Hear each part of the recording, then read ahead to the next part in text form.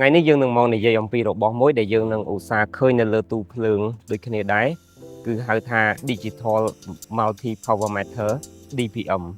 នៅក្នុងតួខ្លួនរបស់ DPM តែមួយមានមុខងារច្រើនជំនួសឲ្យ meter ឯកមុខងារផ្សេងៗមួយចំនួនទៀតដូចជា Voltmet, Ampere-met, Coffee-met, Kilowatt-met, Qvar-met ហើយនឹង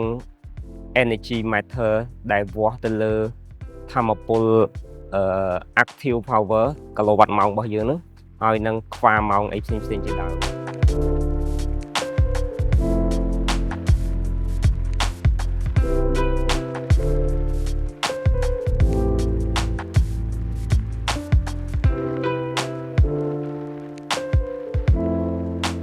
អញ្ចឹងថ្ងៃនេះខ្ញុំនឹងបង្ហាញបងប្អូនទាំងអស់គ្នាអំពីម៉ាកនិង model មួយចំនួនរបស់ DPM ដែលប៉ាតិចបានយកមកប្រើប្រាស់នៅក្នុងគម្រោងជាច្រើនរបស់ខ្លួនថាវាមានលក្ខណៈសម្បត្តិបែបណាខ្លះនិងមានលក្ខណៈបែបម៉េចខ្លះ DPM ទាំងពីរគ្រាប់ដែលបានបំពាក់នៅលើទូដែលមានស្រាប់នេះគឺជាម៉ាក Soka model PAC 5000ដែលជាម៉ាកមួយដ៏ល្បីគួរសមដែរនៅក្នុងប្រទេសចិនហើយអាចមានទំនុកចិត្តក្នុងការប្រើប្រាស់បានល្អប្រសើរម៉ាកនេះគឺប៉ាតិចបានយកមកប្រើប្រាស់នៅលើគម្រោងរបស់ខ្លួនអស់រយៈពេលប្រហែលជា4ឆ្នាំហើយអញ្ចឹងទាំងគុណភាពទាំង performance ផ្សេងៗគឺមានលក្ខណៈល្អប្រសើរហើយតម្លៃទៀតសោតក៏វាមានលក្ខណៈសមរម្យធៀបទៅនឹងម៉ាករបស់ប្រទេសជប៉ុនឬក៏ម៉ាកពីអឺរ៉ុបហើយចំណុចមួយទៀតគឺ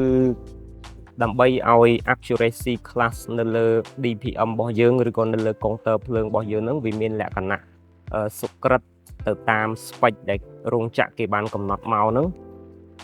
ជៀសមិនផុតទេពីរឿងដែលយើងត្រូវគិតអំពីការជ្រើសរើស CT គឺរើស transfer ចរន្តអញ្ចឹងនៅក្នុង CT នៅលើខ្លួន CT ក៏មាន accuracy class ដូចគ្នាដែរដែលយើងត្រូវយកមកគិតពិចារណានៅក្នុងការដែលយើងរើស CT មកផ្គូផ្គងជាមួយនឹង kilowatt របស់យើងឬ DPM របស់យើងនឹងឯង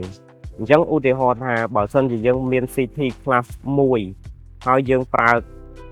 DPM ឬក៏គីឡូភ្លើងរបស់យើងនឹង class 0.5 អញ្ចឹងក៏វាអត់មានអត្ថន័យអីដែរពីព្រោះកម្រិតលំអៀងគឺវានឹងយោងទៅតាម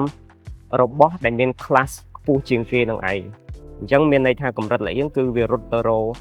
class 1ហើយវាមិនអាចមក 0.5 កើតទេអញ្ចឹងបើសិនជាក្នុងករណីបងប្អូនចង់ឲ្យបាន class ដូចគ្នាមានន័យថាបើបងប្អូនជ្រើសរើសយកគីឡូភ្លើងឬក៏ DPM class 0.5 ឬ 0.5S បងប្អូនទៅយក CT ដែលអាច analog ទៅលើ class 0.5 ដូចគ្នា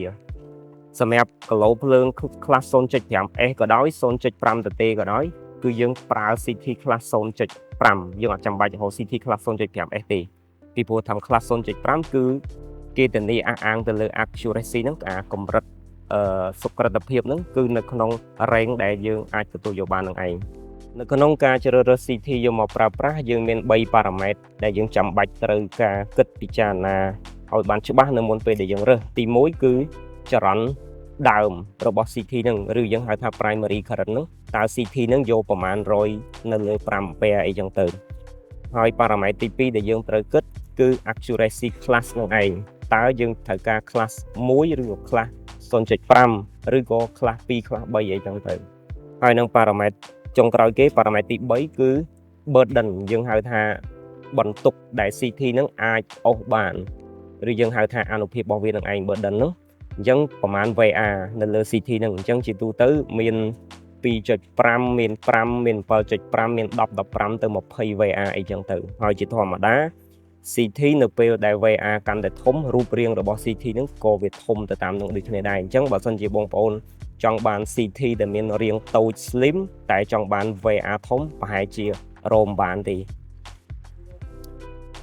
burden ខ្ញុំសូមហៅជាភាសាខ្មែរថាជាអនុភាពរបស់ CT ដែលផ្ដល់ទៅឲ្យឧបករណ៍ដែលរីតហើយជាអនុភាពដែលឧបករណ៍រីតហ្នឹងត្រូវការពី CT អញ្ចឹងឧទាហរណ៍ថា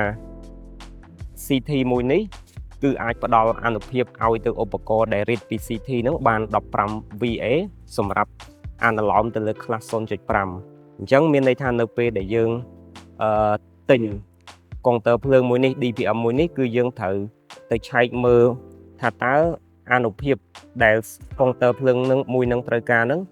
មានតម្លៃប្រមាណអញ្ចឹងបើសិនជាវាមិនធំជាង burden ដែល CT អាចផ្ដល់ឲ្យទេគឺយើងអាចប្រើជាមួយគ្នាបានយោងទៅតាមសុក្រិតភាពដែលយើងត្រូវការនឹងឯងហើយជាទូទៅតាមការសម្គាល់របស់ខ្ញុំ burden ដែលយើងឃើញថាកុងទ័រភ្លើងឬក៏ DPM មួយចំនួនដែលត្រូវការហ្នឹងគឺមិនលើសពី 5VA ទេហើយ CT ដែលយើងអាចទិញមកហ្នឹងក៏ burden របស់វាអាចមានតម្លៃមិនទាបជាង 15VA ឬក៏ 10VA ទេអញ្ចឹងមានន័យថាយើងអាចប្រើបានប៉ុន្តែបើសិនជាយើងសួរថាចុះបើសិនជាក្នុងករណី burden របស់ CT តូចជាង burden ដែលកុងទ័រភ្លើងត្រូវការតើនឹងមានរឿងអ្វីកើតឡើង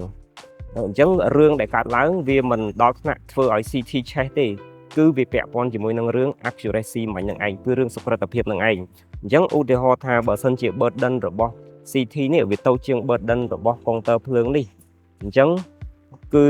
accuracy ហ្នឹងសុក្រិតភាពហ្នឹងលែងធានាបាននៅក្នុងតម្លៃ 0.5% នឹងទៀតហើយវាអាចនឹងកើនទៅដល់ 1% ឬក៏លើសពី 1% អីអញ្ចឹងបាទអញ្ចឹងជាចុងក្រោយខ្ញុំសូមផ្ដាំផ្ញើពីចំណុចទៅកាន់បងប្អូនទី1នៅក្នុងការដែលយើងជ្រើសរើស DPM ជាមួយនឹង MCT ដើម្បីយកមកប្រើប្រាស់សូមធ្វើការផ្គូផ្គងទៅលើ accuracy ខ្លះនឹងឲ្យបានដូចគ្នាដើម្បីធានាបានថា accuracy ដែលយើងទទួលបានទៅលើការអានទិន្នន័យថាមពលប្រើប្រាស់របស់យើងនឹងគឺវាមានលក្ខណៈសុក្រិតត្រឹមត្រូវទៅតាម spec ដែលគេបានកំណត់ហើយចំណុចទី2សម្រាប់ការប្រើប្រាស់របស់បងប្អូនខ្ញុំ recommend ថាត្រឹមតែ class 1ហ្នឹងគឺគ្រប់គ្រាន់ទៅហើយសម្រាប់ការដែលយើងអាចទទួលយកទិន្នន័យហ្នឹងយកមកធ្វើការប្រៀបធៀបឬក៏ធ្វើការវិភាគដោយខ្លួនឯងអញ្ចឹងវាអត់ចាំបាច់ទៅទាមទារដល់ថ្នាក់ class 0.5 ឬក៏ 0.5 SE ណានោះទេគ្រាន់តែថាបើយើងប្រើក៏វាចេះតែបានហើយប៉ុន្តែតម្លៃនៃការវិនិយោគតម្លៃនៃការចាយវាយរបស់យើងហ្នឹងវាខ្ពស់វាច្រើនលើសពីភាពចាំបាច់ដែលយើងត្រូវការតែប៉ុណ្្នឹងទេបាទហើយសម្រាប់ព័ត៌មានបន្ថែមឬក៏បងប្អូនមានចម្ងល់អីផ្សេងៗទៀតបងប្អូនអាចសួរនៅក្នុង comment ឬក៏ឆាតចូលនៅក្នុង page ក៏បានដែរអញ្ចឹងខ្ញុំមានតែប៉ុណ្្នឹងទេអរគុណច្រើនជួបគ្នានៅក្នុងវីដេអូក្រោយ